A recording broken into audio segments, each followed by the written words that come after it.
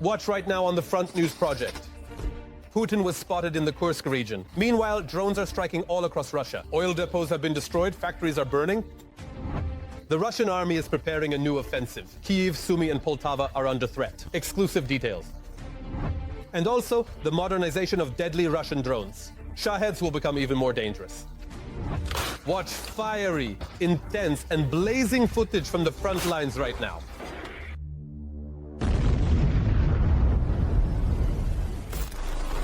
The bloody war continues. A war that Vladimir Putin and his gang unleashed on Ukrainian soil. The heroic resistance of the Ukrainian armed forces and the entire Ukrainian people in their fight for freedom continues. Greetings, this is Front News. Vladimir Timoshenko is with you. For the next 30 minutes, you will hear the truth about the war, which our journalists gather from the hottest combat zones. So, are you ready? Then let's begin.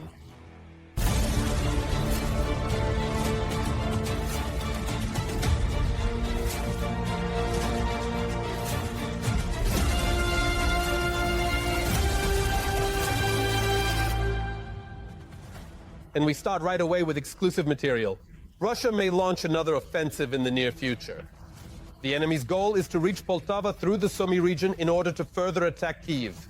This is exactly what various public channels are reporting right now. In a minute, we'll tell you when this offensive might begin.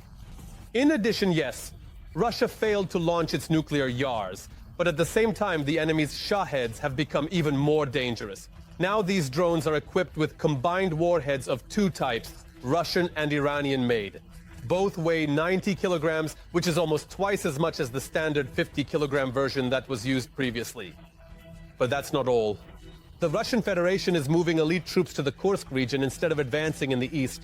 This was reported by the Ukrainian General Staff. All the details are in our report.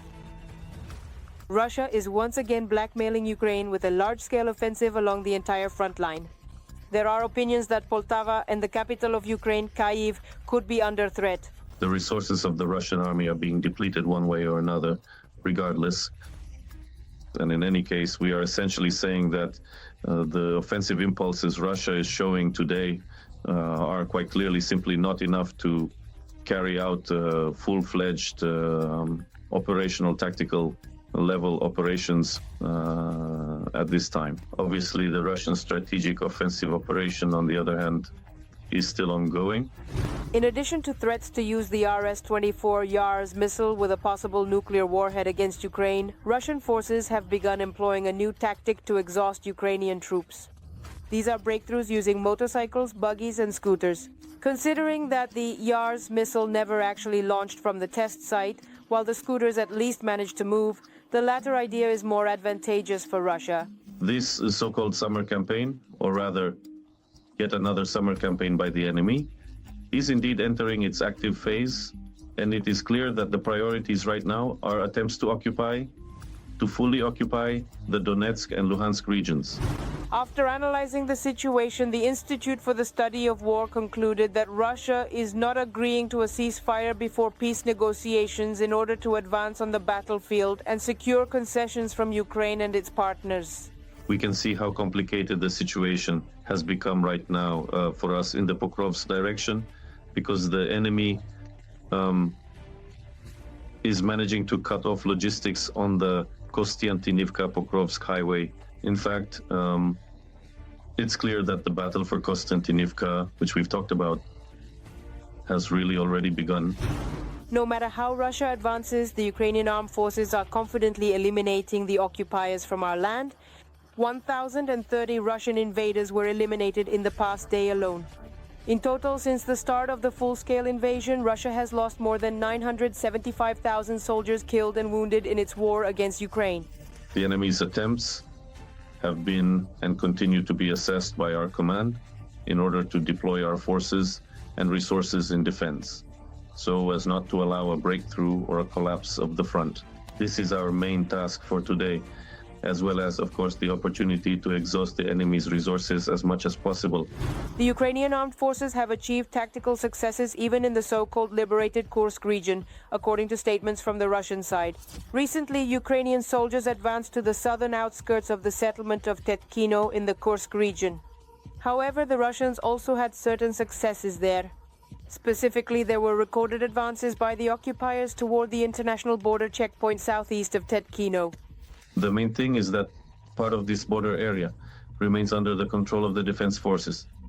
The defense forces continue to carry out their assigned tasks. The Kursk operation is not over. In this regard, I would also add that I consider the Belgorod situation together with this. The occupiers have reduced infantry assaults, but increased the number and scale of air and artillery strikes in the Kupiansk area. However, in the Borova area, Ukrainian forces have recently achieved successes. It has been confirmed that the defenders have advanced west of Sergeyevka. But the Kupiansk direction is one of the priorities for the Russians in this offensive campaign, in this wave, this next offensive wave, the summer one. Accordingly, as I already mentioned, the enemy will continue trying to advance in the direction of Borova and Kupiansk. According to reports from the General Staff, the aggressor is now forced to transfer reserves to the Kursk region from other directions, in particular airborne troops and naval infantry, which were supposed to reinforce offensive actions in the Toretsk, Pokrovsk, and Orekov directions. Despite the fact that the Russian army also continues combat operations in the directions of 4 key industrial cities in the Donetsk region. These are Kostiantinivka, Drushkivka, Kramatorsk, and Sloviansk.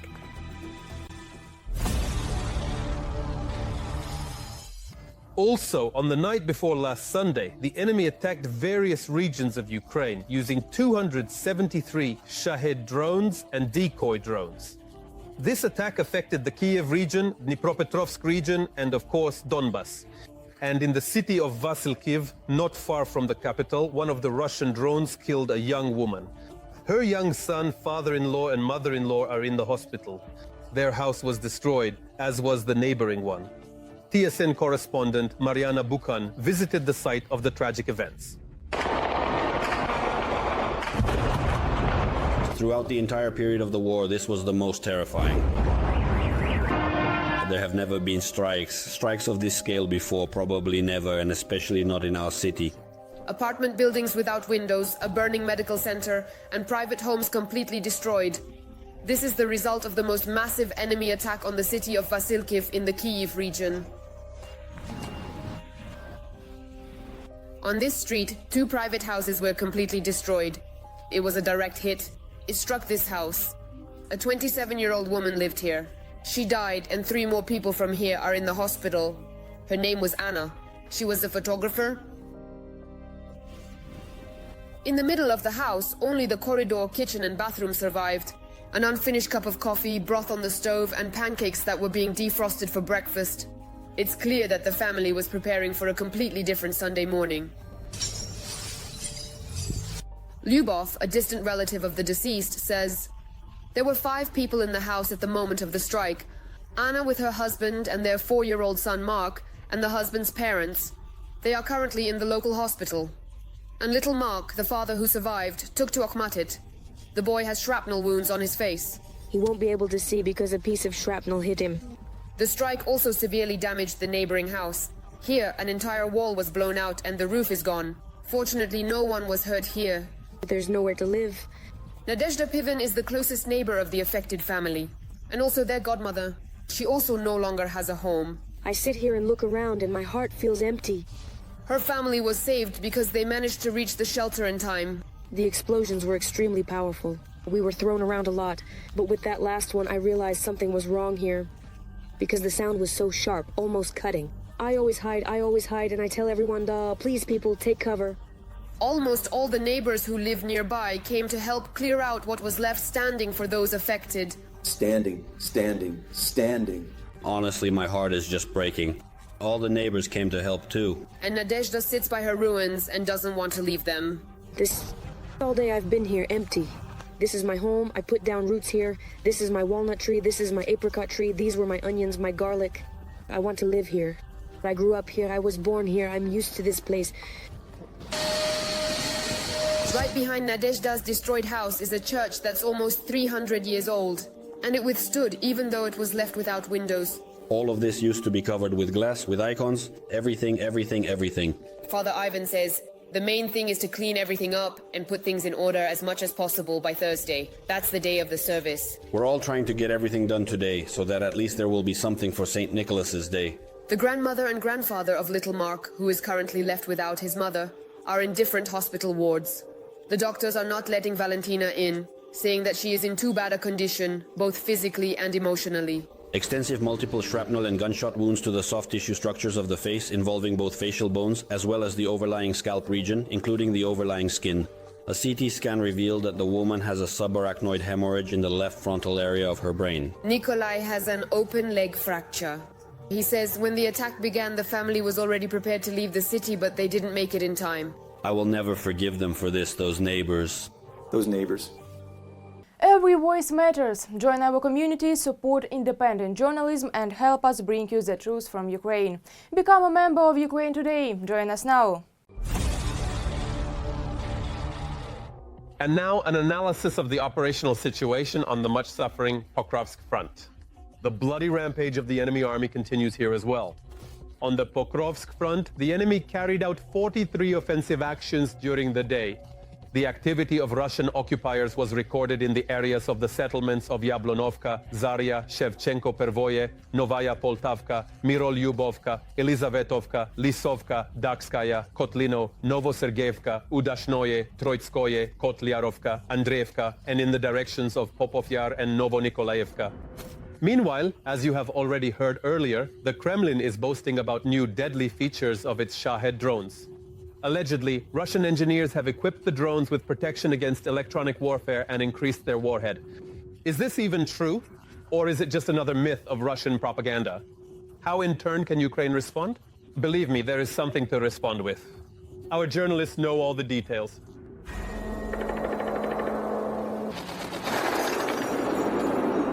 Faster, more powerful, and more resistant to electronic warfare. The Russians have claimed that they have improved the capabilities of their Shahed drones, and now it will be harder for Ukrainian air defense to deal with them.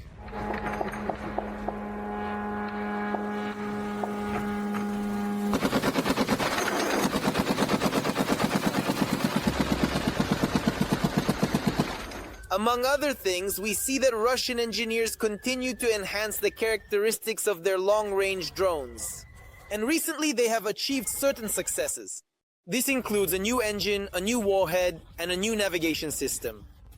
During this time, the Shaheds have undergone, well, if we count very accurately, about 8 or 10 modifications or upgrades. This is related to improvements in the transmission system, improvements in the communication system, and the addition of inertial, well, not inertial, or rather, yes, inertial systems, because initially they flew purely on GPS, then inertial systems were added, and now it seems there are even Shaheds that can fly using visual, that is, by map guidance. The Russians also claim that they have supposedly upgraded the microelectronics, although it's more likely a matter of some new Chinese microchips. These are supposedly going to help bypass the electronic warfare systems used by the Ukrainian armed forces. And the updated anti-spoofing algorithm has even been called the best in the world by Russia. There is information that with the help of Starlink, they have 2 communication channels, one for transmitting information and another for control. And in fact, the Shahed-type drone has now essentially become like an FPV drone, which is operated by an operator. So they are developing very actively in this direction. At the same time, the Ukrainian side often cannot even assess the new characteristics of the Shahed because they try to destroy these deadly drones before they even take off. At one point, we destroyed several locations where Shaheds were stored, and this happened on the mainland part of the so-called Russian Federation, using the forces and means of the naval forces. There was even a case when this happened together with the instructors who were supposed to train the Russian personnel there. But let's get back to the updates. It is also reported that the drone's warhead itself has been modified. Its weight has reportedly increased from 50 to 90 kilograms, which is why the updated Shahed, however, has lost half of its range and can now fly a maximum of 650 kilometers. There's nothing new here. They just adapted the warhead for the Shahed. So this isn't something new, right? The fact that they're starting to, by the way, the first use was about half a year ago. Our Institute of Forensic Examination identified and found this, isolated this warhead. At the same time, the Russians are also changing the type of warhead. The original Iranian version for the destruction of fortified areas has long been written off by the Russian Federation. After all, drones are used against civilians, and to cause maximum destruction to residential buildings, something else is needed. The function of the munition itself has also changed. That is, the standard high-explosive fragmentation munition has started to be replaced, including with incendiary explosive or purely high-explosive types. And the second important component, we are already seeing isolated cases of such drones being used to drop unknown explosive devices. As for the engine modification, it is now allegedly said to have improved the drone's flight performance. It is claimed that the UAV is capable of reaching an altitude of 3 kilometers and flying at a speed of 200 kilometers per hour. The new Shahed can also dive sharply at its target from this altitude at speeds of up to 400 kilometers per hour, which is expected to significantly complicate the work of our mobile fire teams and electronic warfare systems.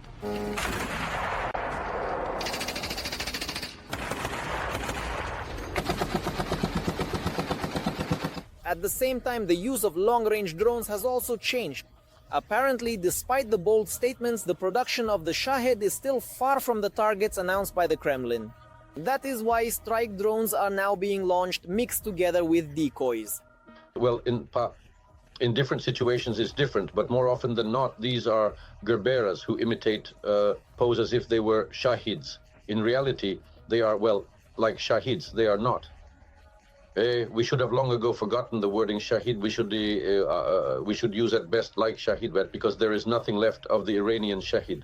The Ukrainian side has not yet officially responded to information about the new Shaheds, but they have responded with action. Despite the fact that each drone is now supposedly able to reach its target without any issues, the defense forces repelled an unprecedented drone attack the day before. Out of the 273 UAVs launched, 88 were shot down and another 128 were suppressed by electronic warfare systems. In other words, the effectiveness of our air defense was over 95%.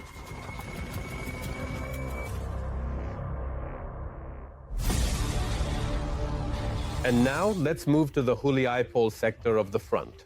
The enemy is becoming more ferocious here as well.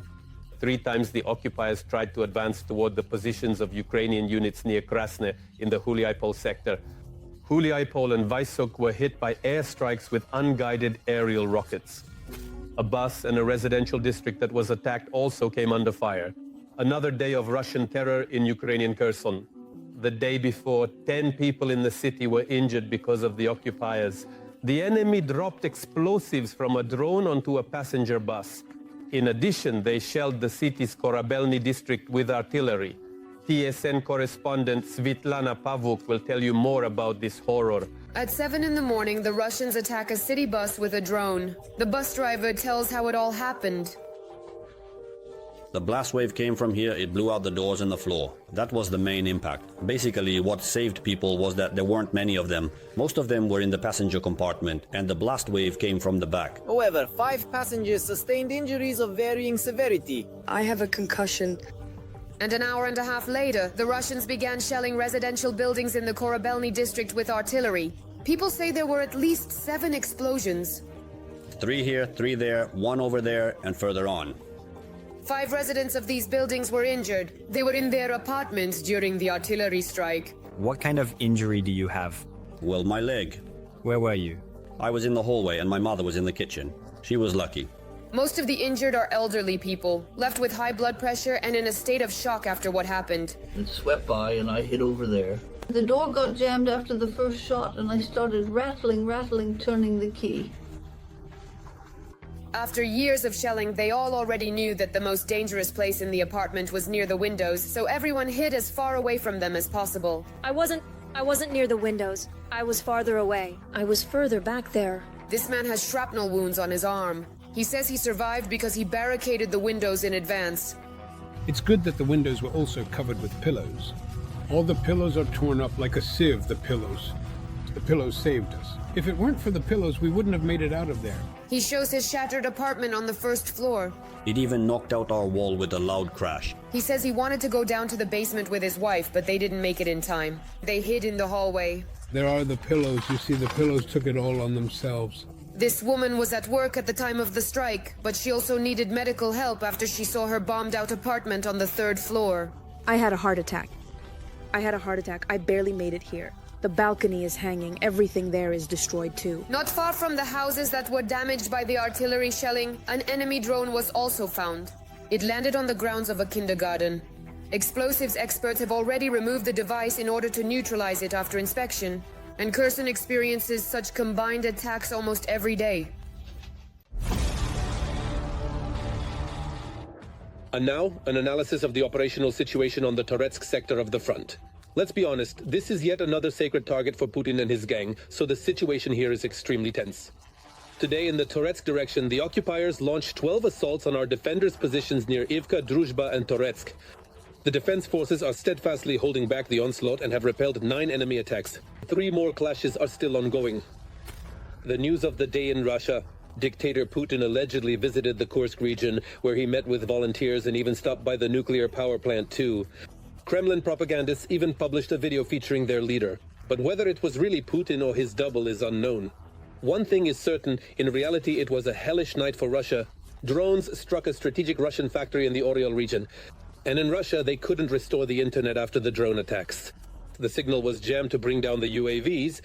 Problems were reported in the Moscow region, Tula, Saransk, as well as in the Vladimir and Lipetsk regions. Meanwhile, the enemy is preparing a new assault on the Kharkiv region. There is a buildup of soldiers and military equipment near the border with Ukraine. Details in the report. It was another loud night in Russia. Drones attacked the Oriol region. Quiet, quiet, quiet, it's flying. There's going to be an explosion now. Grandpa? It's flying. There it is. Look, Grandpa, over there. The main thing is not towards us, please. The Volkov plant for the production of semiconductor devices came under attack. There's going to be an explosion now, Grandpa. Look, I think that's the plant. That's already, like, the 8th one. Meanwhile, there is fierce fighting on the front. According to the General Staff, since the beginning of the day on May 20th, there have been 129 combat clashes. The occupiers are attacking most heavily in the Pokrovsk direction. The Ukrainian armed forces are holding back the assaults. The Russians also tried to break through the border in the Kharkiv region. Today, the largest number of combat engagements is taking place in the Pokrovsk direction. As we can clearly observe, here in this particular situation, the enemy is trying to use their favorite tactic as part of their usual strategy, forming pincers in order to encircle this settlement and then advance further in the operational direction. We are saying that a rather difficult situation may develop near Milenhrad and Konstantinivka, because we are also talking about Toretsk and Chasiv Yar. It is obvious that the enemy's priorities are determined by their attempts to achieve the strategic goal that has been set for the Russians since the beginning of the full-scale invasion, namely the complete occupation of Donetsk and Luhansk regions. Moreover, the Russian occupiers continue to use banned chemical weapons against the Ukrainian armed forces. Ukrainian intelligence has published a relevant intercepted enemy conversation. A lighter is useless if it doesn't ignite. If the chemicals are good, we can try using chemicals. There's no TT or wolf or maybe 2 wolves. To be continued. Back to the trench again? Yes, for now we don't have any other task. The Russian army has never followed the rules of warfare or the use of certain types of weapons, including weapons of mass destruction. Accordingly, this is far from the first case of chemical weapons being used. So unfortunately, there's nothing surprising about this. Yes, such cases have been recorded, are being recorded, and will probably continue to be recorded in the future, because the Russians use absolutely everything to achieve their goals. Everything that is prohibited. And the news of the day for Russia. Dictator Putin allegedly visited the Kursk region, where he met with volunteers and visited the Kursk nuclear power plant too. Kremlin propagandists even published a video with their leader, but it's impossible to identify him. It's purely a propaganda move.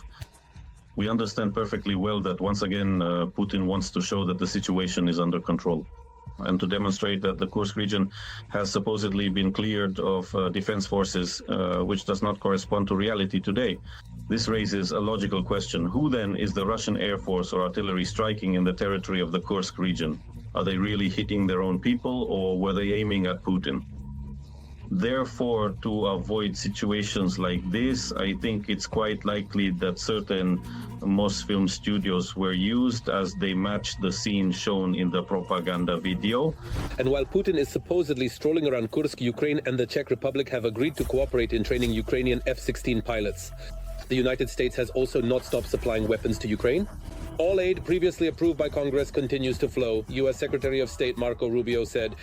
At the same time, Trump refused to support sanctions against Russia because he wants to make business deals with Putin, writes the New York Times. I hope that our diplomats are still able to maintain that level of diplomatic skill, and that our country's military and political leadership, by maneuvering between the moods of the leader, or rather, the head of the White House, are accordingly doing significant work with senators and congressmen.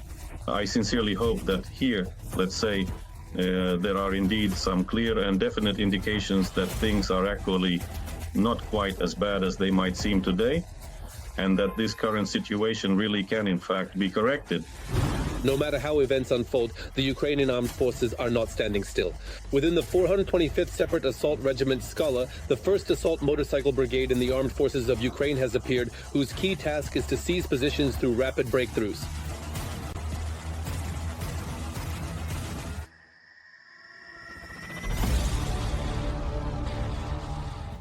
And now let's move to the Kharkiv and Kupiansk sectors of the front. The Russian world continues here as well to destroy, kill and maim. In the Kharkiv direction, Ukrainian units repelled 6 enemy attacks in the areas of Vovchansk, Kamenka and towards Mala Shapkovka. In the Kupiansk direction, our soldiers repelled 3 enemy attacks in the areas of Kondrashivka, Zarizove and Nova Krulakivka. Another battle is still ongoing. Athena and her fighters. A 25-year-old woman commands a heavy artillery crew in the Zaporizhzhia region, and under her command are men over 40. However, despite their age, this crew skillfully destroys the enemy and works in the fields of the Zaporizhzhia direction every single day.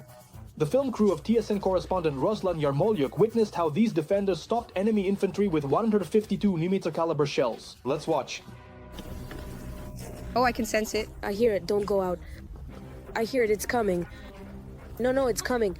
Enemy drones monitor the sky over Zaporizhzhia around the clock, searching for our gunners and equipment. Because of the huge number of enemy drones, the artillerymen have to camouflage themselves a lot. After every shot, the gun is hidden because enemy drones are constantly flying overhead, and from time to time explosions go off in the tree line. An old Soviet cannon and a very young crew commander. This is Maria with the call sign Athena. Well, she's from 1976, I'm from 2000. There's quite an age gap between us. So the cannon was born long before I was. She's 25, while the men she commands are over 40. However, the age difference doesn't get in the way, and the crew works together in harmony. Maria is listened to. I asked the guys, let's do it better. She changes us, and maybe she should do less because she is a girl. Maria is originally from Slovyansk. As a child, she saw firsthand what the Russian world and occupation meant. It's chaos. It's chaos inside because no one prepared us for this, especially not the children. Not to mention that our parents weren't prepared either. Parents, grandmothers, grandfathers, we were all unprepared. The younger generation had to face this. There was such an important line here, you know? After all, there were 2 camps, and it was important not to break. There really were 2 camps, and everyone had to hold on. She didn't break, went through training, learned to operate drones, but in the end ended up in artillery. You know, when people ask, why did you decide to do it? What was the reason? What reason could there be? It's your country, your mother, and she's in trouble. What is a child supposed to do? They have to protect her. A 5-ton cannon is aimed by coordinates and ready for action. Somewhere along the front, enemy infantry is advancing again, and it needs to be stopped with something heavy, like a 152mm caliber. Sometimes we don't even have time to camouflage ourselves before a shell lands 200 or 300 meters away. Well, we get warnings about drones and we fire when the sky is clear. Yosik is aiming at the target, a former construction worker from the Kyiv region, now an artillery gunner. He had no military experience and had never been a gunner before the war. Here I'm self-taught, as they say. Athena gives the order to prepare for battle, and the all-male crew springs into action. One carries the shell, another loads it into the barrel, and a third pulls the cord. Honestly, I want to live to see victory. I want to see the results of the time I've invested, of the life I've lived. Bores. That's what they call the large caliber shells flying across the fields. The old cannon, in the hands of men under female command, is obedient and accurate. At first it was even tough. In the beginning, it was very difficult because of the age difference and the fact that she's a woman. But now we've been on this assignment for the second month. Now everything has really settled down, everything is running smoothly. I don't see any problems with it at all. They stretch nets over the cannon, quickly camouflage it, and prepare new shells just in case. The crew hides, because the enemy starts firing back, churning up the groves, and searching for the female artillery officer Athena and her warriors. They may not be young anymore, but they are skilled.